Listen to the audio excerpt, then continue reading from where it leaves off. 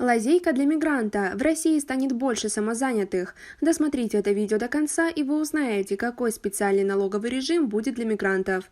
Подписывайтесь на наши обновления, чтобы быть в курсе о всех новинках на нашем канале.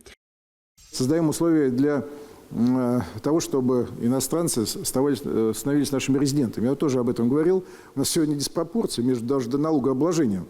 С 1 января 2020 года в России вступил в силу закон, согласно которому специальный налоговый режим для самозанятых распространяется не в 4, а уже в 23 российских регионах. Это Санкт-Петербург, Ленинградская, Волгоградская, Воронежская, Новгородская, Новосибирская, Омская, Ростовская, Самарская, Сахалинская, Свердловская, Тюменская, Челябинская области, Красноярский и Пермский края, а также Ямало-Ненецкий и Ханты-Мансийские автономные округа и Башкирия. А с 1 июля налоговый режим может распространиться на всю Россию.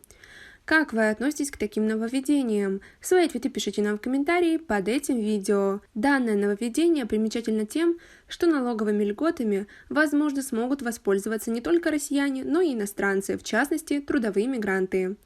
Напомним, в октябре Минфин России предложил эксперимент по распространению режима самозанятых на трудовых мигрантов из стран СНГ, не входящих в Евразийский экономический союз, то есть для Таджикистана, Узбекистана, Молдовы, Украины и Азербайджана.